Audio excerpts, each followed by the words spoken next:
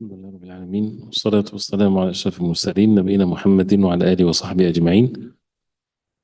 We continue inshallah ta'ala with Akhsar Al-Mokhtasarat, and we're still in the chapter of Al-Luqata. Chapter of Al-Luqata and what's picked up for something that a person find or lost and found, things that are lost, and how and what's the rulings with the financial responsibilities and consequences as a result of finding something of value. Because as mentioned before, al-luqata is three types. Three types of al-luqata. And al-luqata from إذا التقط شيئا, that means he picked it up from the ground. So this is the original form of it. The first type is what people normally, the middle ground of people, the people that are not very rich and not very poor. They would not go after something that they lost. There's like a piece of bread, for example. If it's one piece of bread, for example, a very poor person, he might go back to it because that's all of what he has. Or something that is, if he's extremely rich and he lost $100, for example, he might not go back and look for it. Right? So the very rich or the very poor are not the ones with the criteria to judge whether something is valuable or not. That's why, if you remember what's mentioned, ما لا تتبعه همة أوساط الناس. أوساط الناس is the middle class of people, where the norm of the people, those who are not super rich or super poor, what they consider something that would go back to it. If they lost something in the market, would they go back and look for it or not? This is what then is the luqata that has rulings to it. If it's not something like that, then a person can pick it up and he uses it. If he finds a quarter, for example, on the ground, he can take it and use it. Nobody's going to come back and look for it. If he wants to give charity, no problem, but it's his call. The second type is al-dawal, which refers to the animals that are lost, that have owners, but these animals would not be they can protect themselves from at least the small beasts, unless it's a lion or something else, that's different. But like the horses and the camels and the cows, right, they can take care of themselves. So it's not permissible to take them and to say, well, it's something, it's lost from its owner, so let me take it. And the Prophet ﷺ, got angry when someone asked about this, as we mentioned in the hadith. The third one is where it's then to take it, and there's, as a result of that, financial responsibilities, the things of value, whether it's animals or properties or items, things that are lost.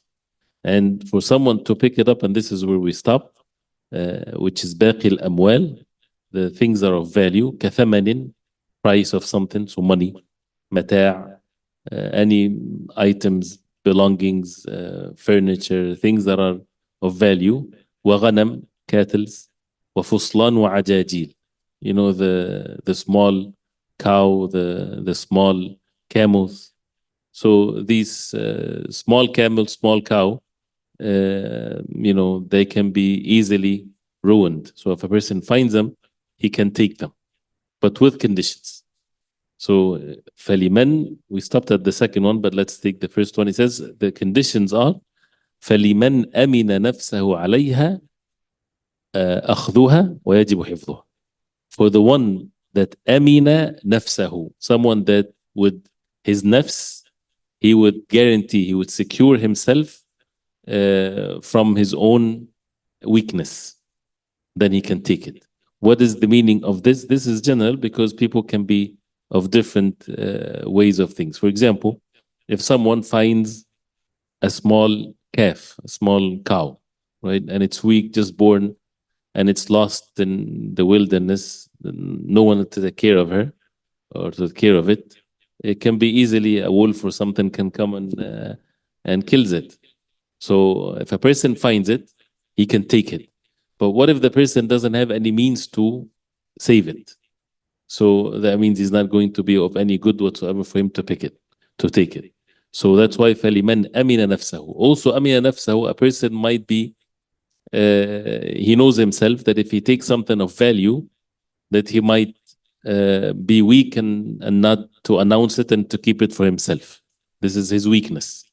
So he knows himself. So he would not rather take it from its place. Because once a person takes it from his place, there are consequences as a result of that, which is what comes afterwards, inshallah. So that's why فَلِمَنْ أَمِنَ نَفْسَهُ عَلَيْهَا أَخْذُهَا. Then he can take it. The one that has, he knows that he can take care of it. And of course, this is a good deed for someone to save someone's property. Someone else might come and steal it, for example. So it's good for a person to take that responsibility. Then وَيَجِبُ حِفْظُهَا وَيَجِبُ حِفْظُهَا. That means a person has to save it.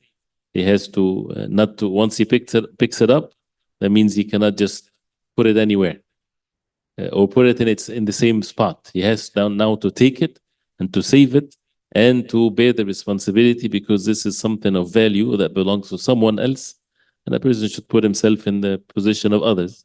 لا يؤمن أحدكم حتى يحب لأخيه ما يحب لنفسه. None of you shall believe till he love for his brother what he love for himself.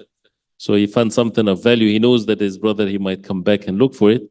So he needs to take the means. So in that case, it's mandatory to guard it, to save it. وَيَجِبُ حِفْظُهَا وَتَعْرِيفُهَا. So the first thing that he has to make sure that he saves it, does not put it in ways in which people can steal it.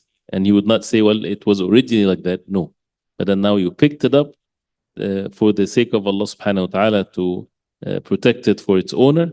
So you have to guarantee that it's saved. وتعريفها, the second thing is that he has to make ta'rif. And before Maghrib we talked about عرفة. التعريف is to make something known. وتعريفها في مجامع الناس, in the places where people are gathered. And المجامع is when people are gathered in a place. So, and it's different from one culture to the other, from one time to the other. Is something you can think of? Sure. So, for example, when people would go outside of the masajid, or after Jumu'ah outside of the masjid, or in a place where the thing is lost, and someone would raise his voice and he says, whoever lost money, come to this place. You can make an ad in a newspaper when newspapers were recognized, or something online or in social media, whatever means that people would have to have that lost and found way of acknowledging something. So this comes under the التعريف. وتعريفها في مجامع الناس. So he has to make sure that things are to be made known to the people in its place, and he mentioned some of the details, and it's different again according to the norms of the people, but not to do it inside of the masjid, of course, because it's forbidden. إنشاد الضالة is haram in the masjid. You say, I found something, anybody lost anything, come to us. And even when people find something in the masjid, it should not be announced in the masjid. Either to be known in the masjid that whoever lost something, he goes to that individual, or we have something, but without announcing.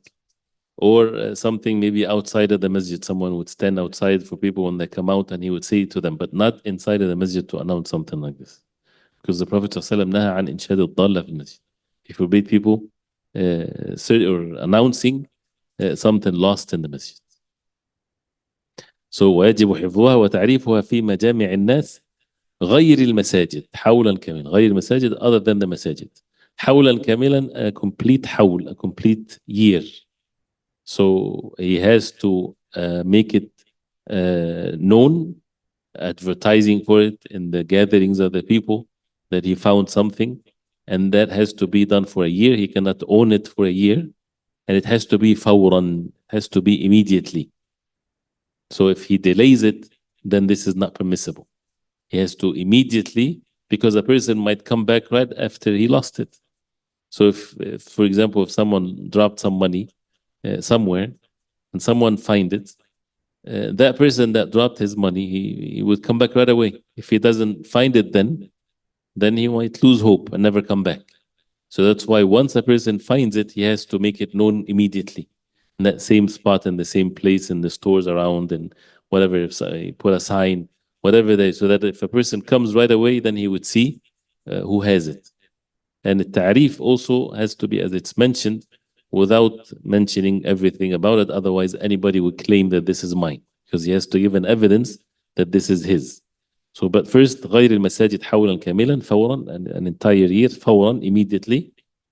كل يوم مرة, أسبوعا, ثم شهرا كل أسبوع مرة, ثم مرة كل شهر. Here this is again the way to make sure that it's done thoroughly without any deficiency in it. He says once a person finds it, then he should make it known that he has something is lost, he has it in his possession, every day for a week. Because usually, again, when people lose something, they look for it and it's of value, they look for it right after they lose it. And then that eagerness fades away. So that's why it's important in the beginning to be made clear the announcement of it, and to be done in the most perfect way. That's why it says every day for a week. Then for a month, every week, one time. So for a week, every day. And then after that, every month, كل أسبوع مرة, every week, one time. Then once every month till the year ends. So وتملك بعده حكما. وتملك بعده حكما. And الحول here, by the way, anytime we see الحول or the year in the fiqh, it refers to the Hijri calendar, of course, the Hijri calendar. وتملك بعده حكما. وتملك, the ta here refers to what? اللقطة. اللقطة. تملك, that means it's in the passive tense. That means the luqata becomes owned, and the luqata, since it's feminine, so وتملك. The ta here, so وتملك, that means it becomes owned. بعده, after the حول. بعده, the ha refers to the حول, refers to the year. حكما. حكما means the ruling, right? The hukm is the ruling. So it's owned by ruling, not real ownership. So this is to who? To the one that finds it. So someone found something and he did the ta'rif of it. He made it announced for a year, as it's mentioned in these details, and he guards it, he protects it. And then after a year, no one comes forward and claims it. Then it becomes his. He has an ownership to it, but hukman. He's not really the real owner of it. There's just the ruling that is given to him that he has the ownership of it. I lost the page.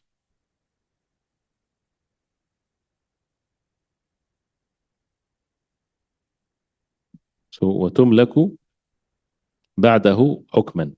And this is from the moment that he picked it, and especially that he made the announcement or the ta'rif of it right away.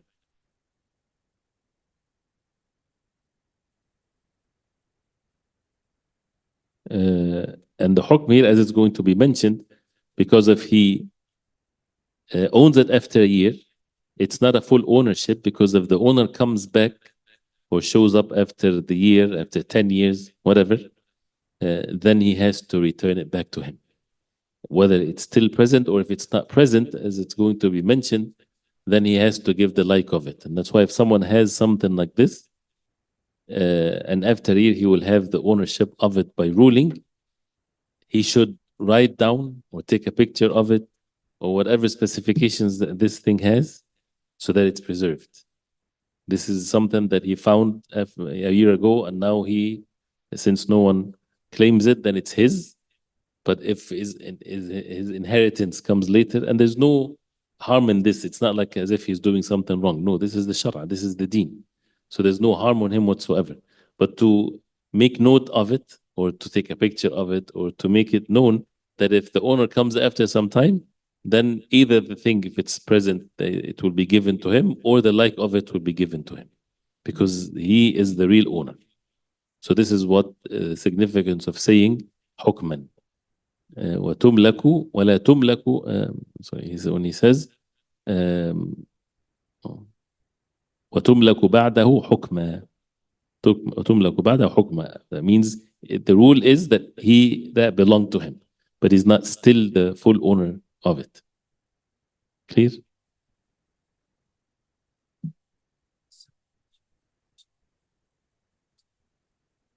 Yeah. Yes. No, he's only entitled to, yes. So if he takes the money, it's his, and he invested and he makes millions from it. The original owner, he's only entitled to the original amount. That's different from al-ghasb. Al-ghasb, he has to return everything. But if he wants to do this out of his goodness, mashallah, but it's he's only entitled to the whatever money that he finds. And then he says, ويحرم تصرفه فيها قبل معرفة وعائها ووكائها وعفاصها وقدرها وجنسها وصفتها. He says, ويحرم تصرفه. يحرم, that means it's haram. It's haram for the one that picks the luqata, the one that finds something. It's haram for him تصرفه فيها. تصرفه, and we talked about the tasarruf before. التصرف is to sell it, to consume it, to give it as a gift. You know, this is a tasarruf. It's haram for him to do that قبل معرفة وعائها, before knowing وعائها. الوعاء is the container of that thing was in it. So if it's something that is put in a container. So this is details, it depends on what is exactly it's being lost here. ووكائها, الوكاء is what they tie something with. And they used to be in the past where they would tie things differently according to the value of things. You know, for example, nowadays, for example, if it's a piece of jewelry, it's packed differently than if it's a piece of cloth, for example. So wikaiha is basically the wrap, or not the wrap, the thread or the rope that they would tie the thing with it. وعفاصها. عفاصها is the way to tie it. This is عفاصها. And they also used to each, you know, and maybe there's some resemblance to this nowadays. Each company, for example, has its own packaging, its own way of addressing their product. So, for example, if someone lost a box that has in it jewelry, for example, and he comes forward and he says, and the announcement is there's a jewelry being lost.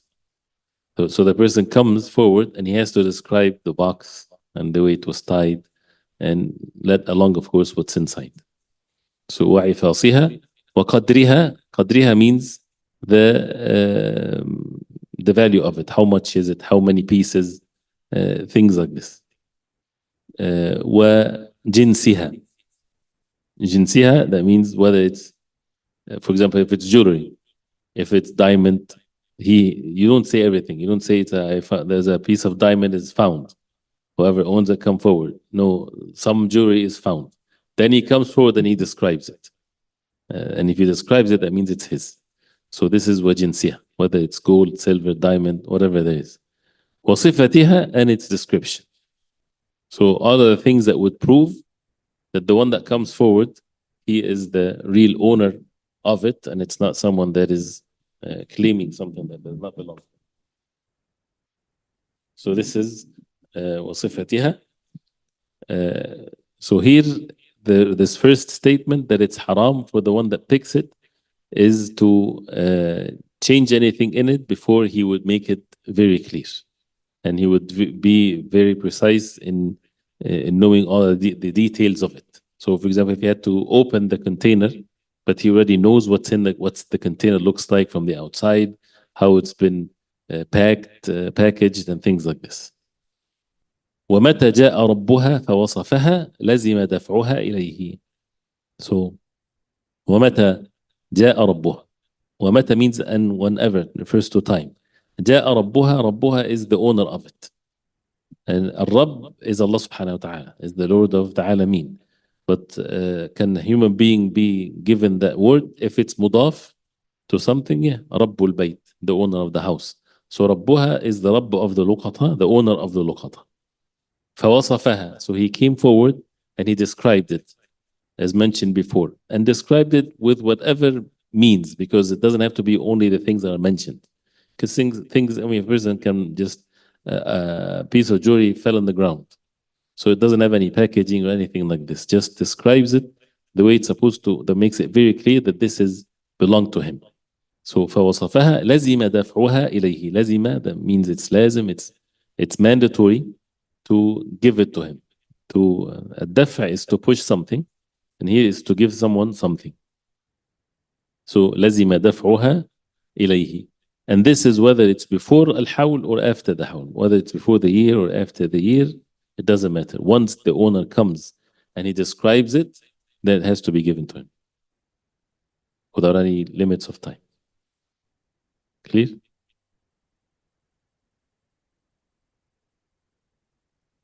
So it has to be, the تعريف of it has to be immediate.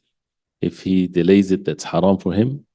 And anytime the owner comes and he describes it, then it should be given to him. Then after that, he talk about a very specific subject in Al-Luqata, which is Al-Laqit. Oh, I'm sorry, there's still one statement yet. نعم. ومن أخذ نعله ونحوه ووجد غيره مكانه فلقطة. Make sure that when we're reading it right. You're making the tashkil of it right. Everything is pronounced in the proper way. So ومن أخذ, whoever أخذ in the passive tense. We took أخذ before. أخذ takes. يأخذ is in present tense. أخذ is in the passive tense. أخذ with a ضمة and a كسرة. أخذ, whoever it's been taken from him. نعله, نعله his shoes. Whoever's na'al is taken away from him. وَنَحْوُهُ, and the like of the na'al, and the like of the shoes. Something that is, can be easily mixed with other people's belongings. So that's why he says وَنَحْوُهُ وَوَجَدَ غَيْرَهُ مَكَانَهُ. وَوَجَدَ غَيْرَهُ مَكَانَهُ. And he finds other than his shoes in its place. Like in the masjid. Right? You go, you're leaving and your shoes is gone. And you find exactly the same like of it in its place, or in the same shoe rack, for example. وَجَدَ غَيْرَهُ مَكَانَهُ. He says here فَلُقَطَ. This is luqata. But that means that shoes that is left is luqata. But this is with, as the ulama, they say this is with some details here. Because, if, say if in the case where the shoes outside of the masjid or in the shoe rack of the masjid is exactly as the number of the people in the masjid. Right? So a person waits for the last person in the masjid to leave. And everybody left and you lost your shoes and there's only one shoe in the place. That means someone had to walk outside barefooted, but in this case he took your shoes then. So this is, whatever you see then left, this is luqata. Luqata means what? It's not that for you to take it and to wear it, right? You have to take it. If you take it, then you make ta'rif of it for a year, right? Unless it's insignificant. It's just a slipper that, worth 50 cents. Things that people would not come back and look for it. But here, for example, in the masajid, many times you would find slippers for the wudu. So it belongs to the masjid. So it's not permissible for someone to take it home, to wear it till you go home, because it's waqf. So this becomes, a person will say, well, it's easy, it's small thing, but it's better for a person to avoid that. But here we're looking here at the specific mas'ala, that a he lost his shoes and the like of that, and he finds something else in its same place. So he should not assume that this is his, but he takes it as a luqata. He takes it as a luqata, and the same rulings of the luqata applies. So if it stays with him for a year and he makes an announcement in the masjid, whoever lost his shoes, things like this, no one comes forward after a year, then it belongs to him. Then he can take it hukman. No. Is it that if you now it becomes your responsibility? Yes. Or is it if you return it back to the same place that? So once you take it, it's your responsibility. Then you don't even return it to its same place unless it's an immediate thing. Because, for example, the question is, if you take the luqata, then it's your responsibility. You took it. If you don't want to take it from the beginning, it's up to you. But still, in some situations, it becomes a responsibility if you know that someone else will come and steal it. And you're not going to steal it, then you have to take it. But if you take it from its place and right there when you're standing, oh, what did I do? You put it back, no harm. But if you take it and say you go home and the next day you come and put it back, no, it doesn't work that way because that person might have came in that period of time. So now it's your responsibility. No. Then the subject of al-laqit. Al-laqit comes from the word al-Luqata, but here that refers to a human being. And it's well known to be al-laqit. Al-laqit is the child that is found without any relatives or parents or anything. So this is al-laqit. So that's why the definition of al-laqit, he says, طفل لا يعرف نسبه. A child that no one knows his lineage. No one knows what's the name of that child, what's the name of his parents, where is he coming from. Just lost. A child that is lost in the wilderness like this. They found him in the desert. You know, usually these situations where people, they might drop their children, whether it's because of, as a result of zina or they just, you know, they drop them off somewhere and they leave. Some people might do these evil things.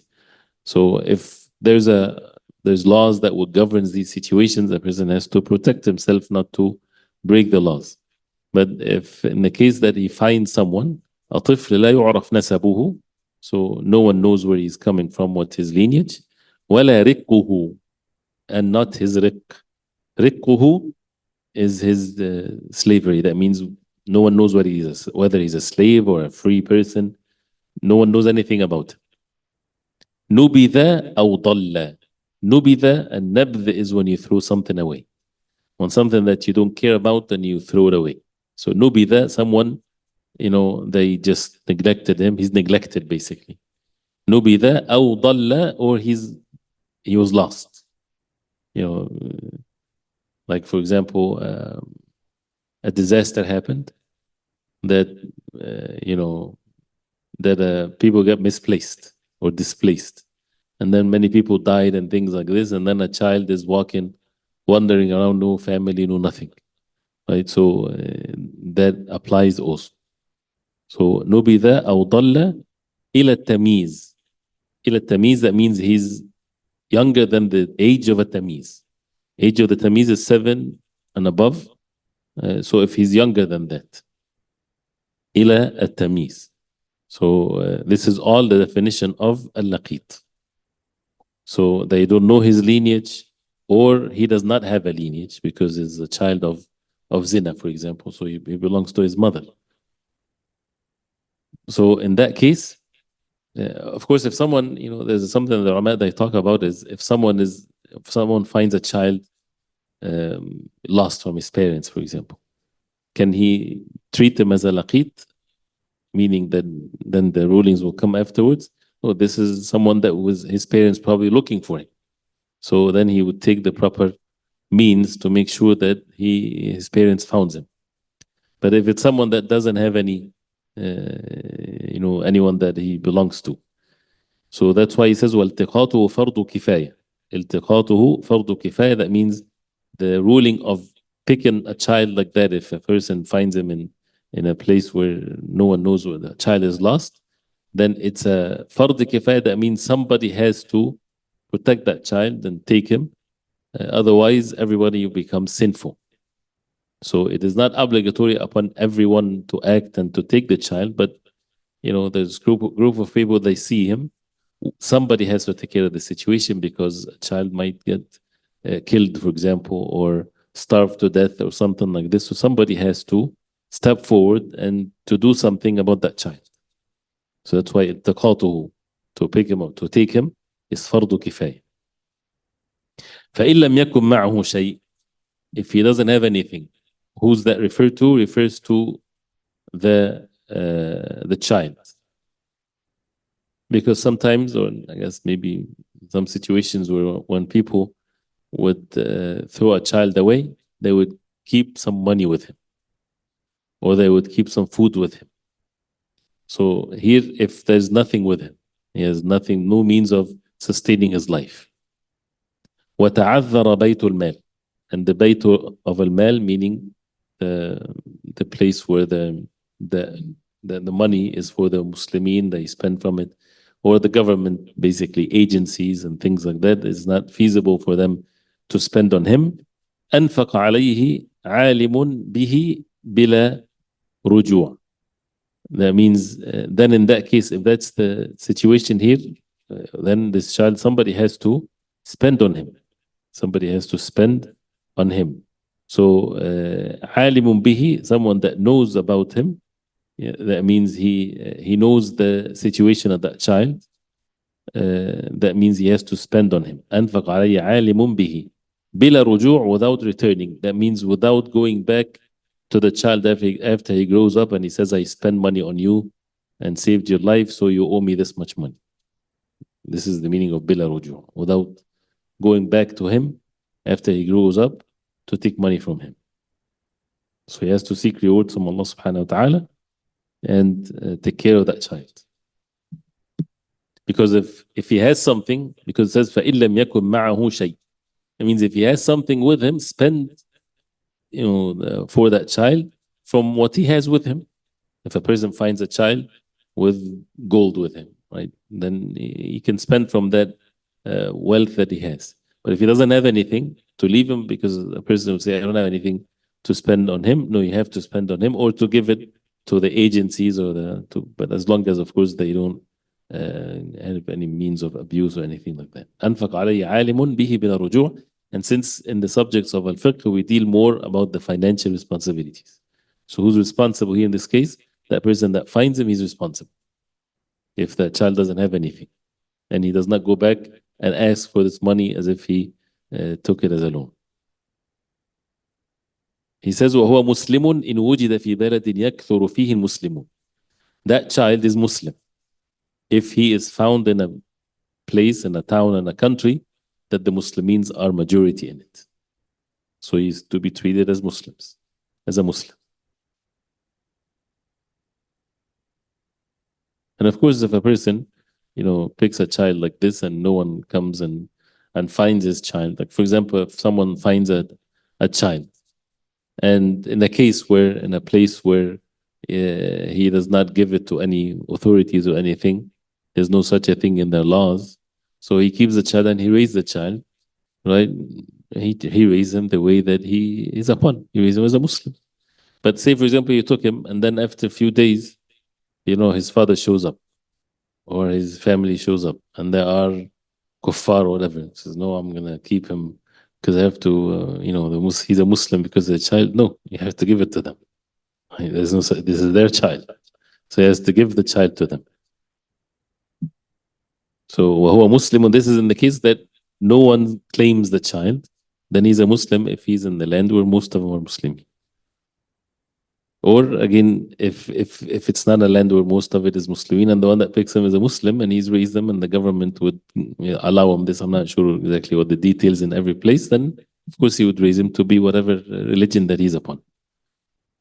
The same thing as adoption, where the adoption is haram in Islam to give your name to someone, but if someone go through the route of adoption to take a child to raise him without giving him his name as to become his father or so, when the matter becomes clear to the child, later on that this is not his father and things like this, that's fine. And he raised them, of course he would raise him as part of the family. So to be a Muslim if he's a Muslim. And he says, وَإِنْ أَقَرَّ بِهِ مَنْ يُمْكِنُ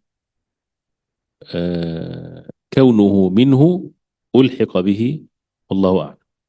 وإن أقر به, الإقرار is to acknowledge, is to establish the what's we talked about الإقرار before, when someone says I claim that child to be mine.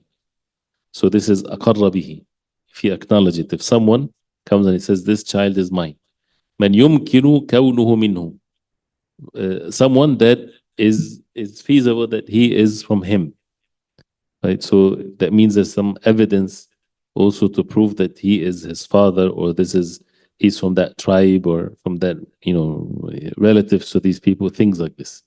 ألحق به, then he is to be given to them.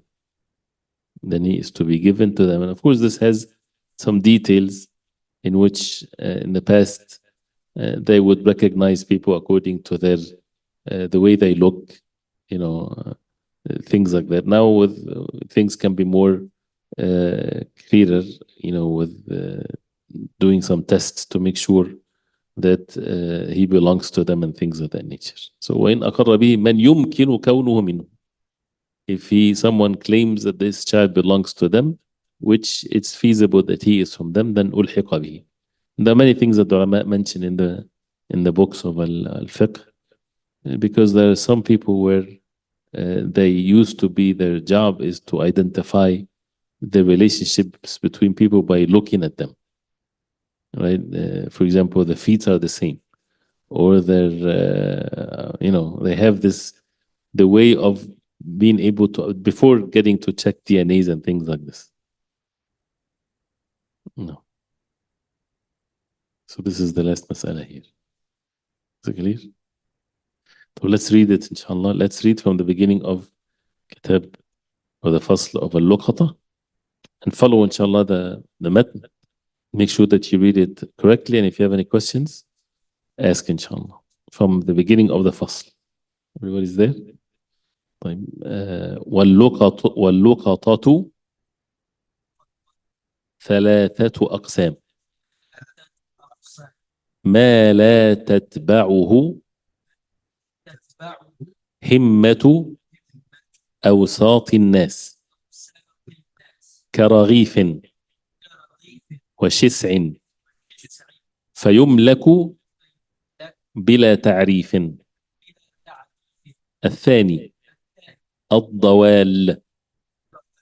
If you connect الضوال التي تمتنع من صغار السباع كخيل وإبل وبقر، فيحرم التقاطها ولا تملك بتعريفها. الثالث باقي الأموال كثمن ومتاع وغنم وفصلان وعجاجيل، فلمن أمن نفسه عليها أخذها ويجب حفظها وتعريفها في مجامع الناس غير المساجد حولا كاملا فورا كل يوم مرة أسبوعا ثم شهرا كل أسبوع مرة ثم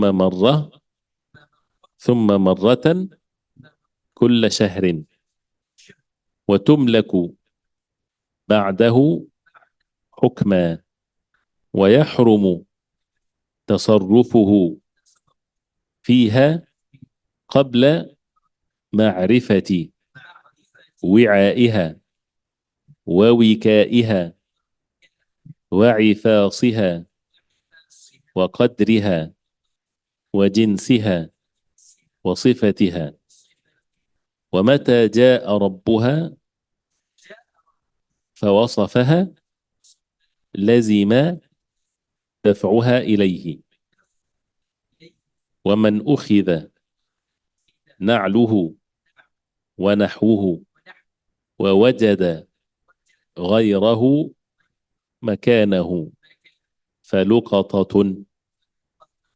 واللقيط طفل لا يعرف نسبه ولا رقه، نبذ أو ضل إلى التمييز، والتقاطه فرض كفاية، فإن لم يكن معه شيء وتعذر بيت المال أنفق عليه عالم به بلا رجوع وهو مسلم إن وجد في بلد يكثر فيه المسلمون وإن أقر به من يمكن كونه منه ألحق به والله أعلم. If you have anything or word that is not clear, please ask. التقاط نعم. والتقاطه for اللقيط. والتقاطه that means for you to pick him. الالتقاط is the noun of is the actual act of picking. التقاط الشيء that means the thing has been picked up. So to pick him up, to pick him. نعم. والتقاطه. When you look at from the beginning of the fasl, like when you read it, from the واللقطة ثلاثة أقسام, as you see many مضاف and مضاف إليه, ثلاثة أقسام أوساط الناس, right? Things like this. And also at the ضمائر, you know, it's very important to know who's the ضمير referring to. ما لا تتبعه. What the himma is not, the people do not follow, which is basically refers to the luqata in the sense of it's something that is lost. And then you have also the passive tense is many, and التي الضوال التي تمتنع من صغار السباع كخيل وإبل وبقر فيحرم التقاطها. ألف the ضمير here with regards to these things. ولا تملك بتعريفها. ألف at the end. And so on. So it's good to also see the ضمائر with it, inshallah. Let's see if there's any questions here before we take the hadith. Any questions? Any of the مسائل?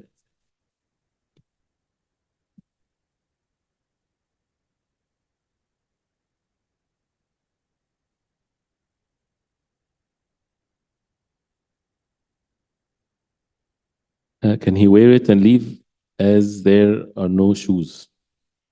No, he cannot wear it and leave as there's no shoes. So the rule of finding a shoe that and it's most likely that someone replaced his shoes with another shoe by accident, it is not permissible to wear it. But rather it's to take it as a luqata. To take it as a luqata and to announce it for a year. Unless it's insignificant again, it's something that is slipper, that is of no value. As it relates to the process of holding a lost item for 1 year in fiqh in the luqata, this can hear. This is regarding the only shoes left. He will bring and leave it every time, bring it to the masjid. He should not wear it, right? And either he leaves it in the masjid, or if he takes it, then he has to make ta'rif. Not that he wears it and come back and put it in the masjid wearing. No, it does not belong to him. It's owned by someone else. Because no one knows if whether a person stole his shoes or by mistake, it doesn't matter. So if he takes it, he deals with it as a luqata. That means he has to make ta'rif of it in the masjid, to make a sign, not in the masjid of course, but maybe outside or something, or if someone comes and asks, then he has it. And of course that person has to describe that shoes. If he chooses to leave it, then he chooses to leave it. There's no harm on him.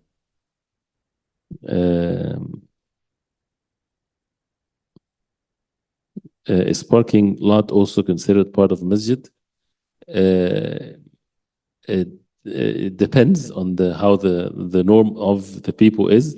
Usually it's not part of the masjid, but of course the people of the masjid, they can make the rules that applies on the parking lot.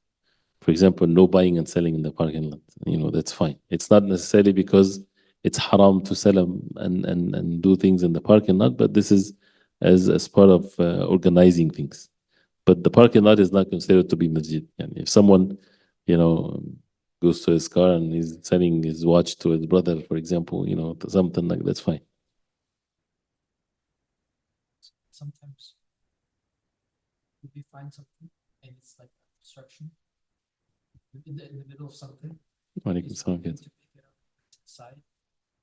Now, if you find something and it's obstruction to the ways of people, and it looks like it's something lost, if it's something looks like it's lost and a person put it on the side, that's fine because there's an obstruction to the people. Yes, but again, if he sees that if he doesn't takes it, someone else might take it and steal it, then it's a responsibility that he has to take.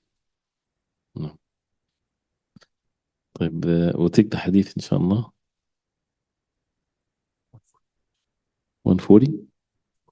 148. Okay, 148. Hadith number 148 إن شاء الله. Hadith number 148. Okay. The hadith, everybody's ready?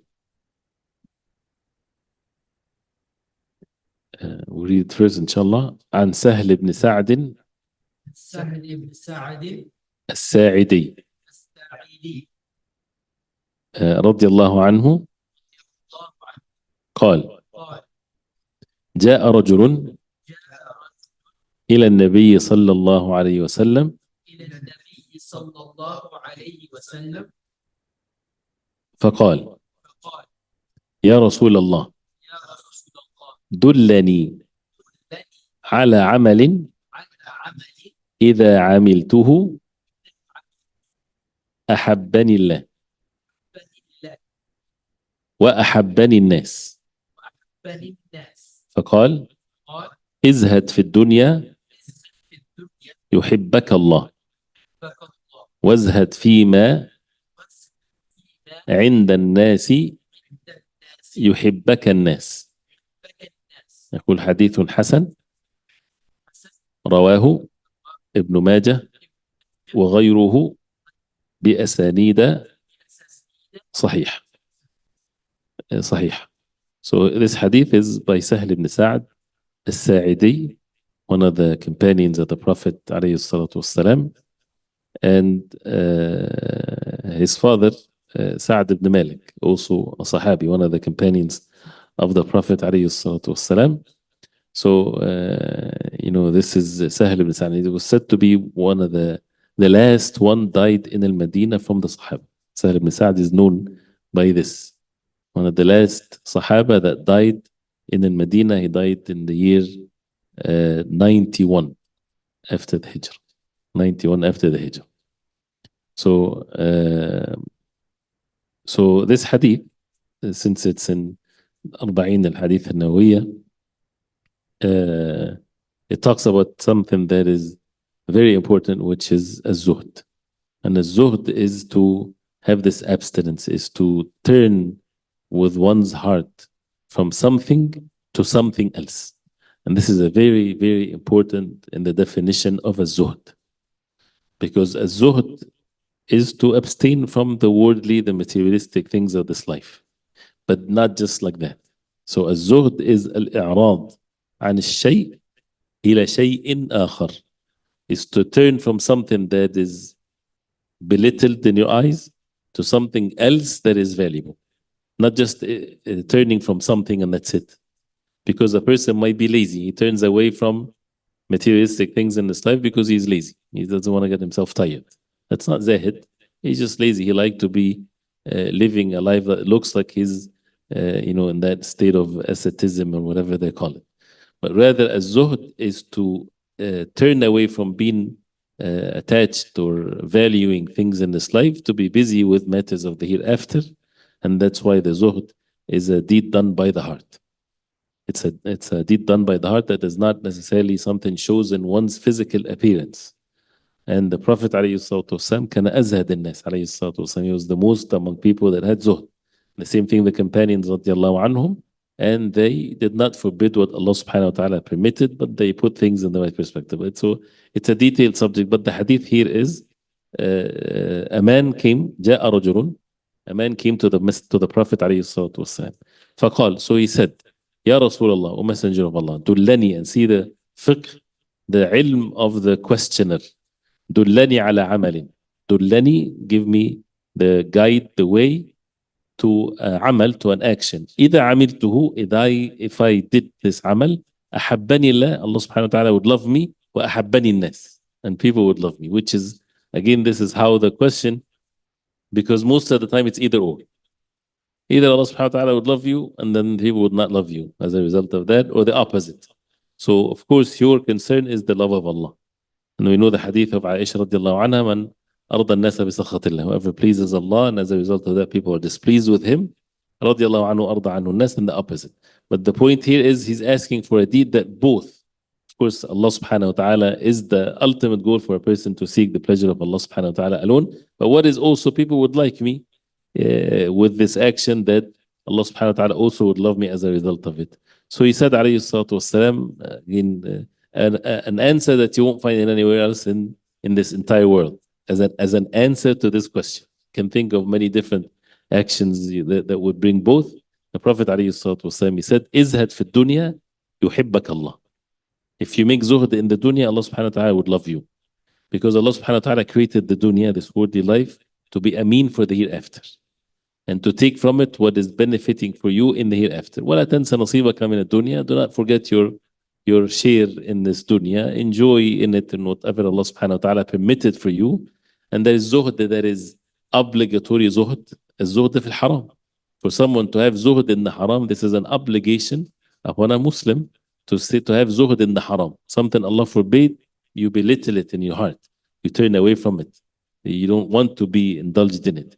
And of course, there's the extra zuhd. So to make zuhd in the dunya, even with not just the haram, Allah subhanahu wa ta'ala would love you. The more that a person belittle what Allah belittled, the more that Allah subhanahu wa ta'ala would love him. Read the Quran, you would find the dunya in its place and the hereafter in its place. So for the person to turn with his heart from the dunya to the hereafter, Allah subhanahu wa ta'ala would love you as a result of this. وَزْهَدْ فِي مَا عِنْدَ النَّاسِ يُحِبَّكَ النَّاسِ. And also, if you make zuhd in what the people they have and possess, people would love you. So people are greedy. So if people have something and you want what they have, they won't like you. Right? You're looking always at what they have. Oh, you get a nice car. Or you have money and you want money from them. So you bother them, whether it's directly, can I borrow some money from you? Can you give me some money? Or indirectly, become nice to that person because you want them to give you things. People won't like you. But if you want people to like you, be detached from what they have. You belittle what they have. If they have it, may Allah subhanahu wa ta'ala bless it for them. You're not longing for it. And it's important that the heart has this. It's not that you're pretending, which is something that is part of the deen. So if you see your brother, for example, has something that you don't have, has a nice car, has a nice house, is rich, has whatever, right? And you look at it, and as a normal thing for a human being, that you want the same. Push that away from your heart, right? And ask Allah subhanahu wa ta'ala to bless it for him. Allahumma barik lahu fi malihi. Oh, Allah bless his wealth for him. And this is hadith of the Prophet sallallahu alaihi wasallam. You have to make that dua for that person.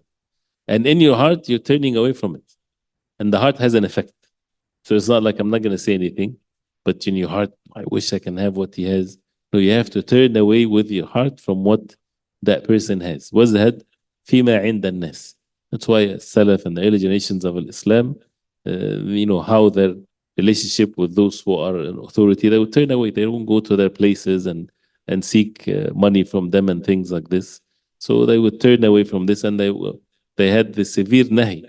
النهي عن الدخول على السلاطين, forbidding one another from going to the salatin and the people of authority, going in there and being in their company and things like this, because it's a huge fitna.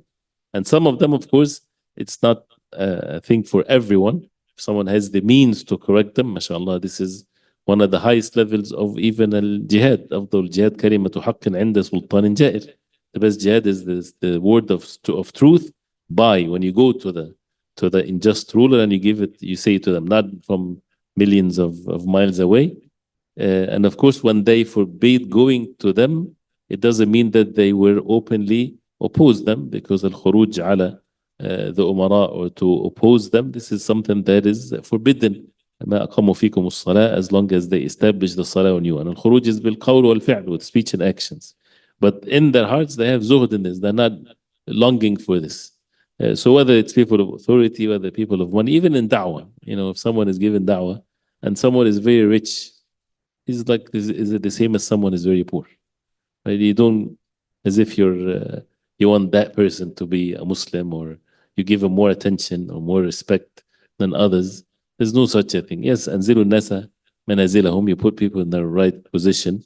You treat them according to their position, yes, but without having the heart attached or longing for someone because he has something. So this hadith is one of the jawami' of al-kalim of the Prophet alayhi salatu wasalam, and it's a way to show that how people would like you and love you, and before all of that is of course is the love of Allah subhanahu wa ta'ala. And it shows what's Allah subhanahu wa ta'ala love to be asked, but human beings they don't like for people to keep on asking them. And it shows also the benefit of how the Sahaba they asked the Prophet sallallahu alaihi wasallam of what is good for them. So let's read the hadith again inshallah. عن سهل بن سعد عن سهل بن سعد الساعدي قال جاء رجل إلى النبي صلى الله عليه وسلم إلى النبي صلى الله عليه وسلم فقال يا رسول الله دلني على عمل إذا عملته أحبني الله وأحبني الناس. فقال ازهد في الدنيا يحبك الله وازهد وازهد فيما عند الناس الناس يحبك الناس. يحبك And when we look at the hadith, ya is nida, right? Ya Rasulallah. Dullani, this is many af'al here, imperative. Amr, dullani. From a dalil, right? Dullani, give me a dalil, give me a way, give me a guidance. And dullani, ya mutakallim, dullani, guide me. على عمل, to be upon عمل, عمل is a noun. إذا عملته, if I did it. عمل نع is the verb. عملت, I did. Right? So عملته, and the ha here refers to the عمل. أحبني الله, Allah subhanahu wa ta'ala would love me. This is the present tense. أحبني أحبني الله. Oh, actually, أحب, this is here in the past tense. I'm sorry. أحبني الله, but this is means Allah would love me. وأحبني الناس. فقال ازهد, this is a command. Imperative. ازهد. زهد يزهد ازهد في الدنيا, in the dunya يحبك الله. Allah subhanahu wa ta'ala will love you. وازهد فيما عند الناس يحبك الناس. The people would love you if you make zuhd in what's in the hands of the people. We'll stop here inshallah. Let me see if there's any questions. The attendance code is تعريف. تعريف 1 year. تعريف 1 year. Either in Arabic تاء عين راء ياء فاء 1 year, or تعريف in English, you know, TARIF 1 year. No. Any questions, Sean?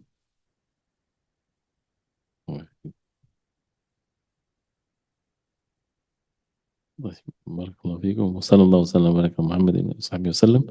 سبحانك اللهم ربنا وبحمدك اشهد ان لا اله الا انت استغفرك واتوب اليك.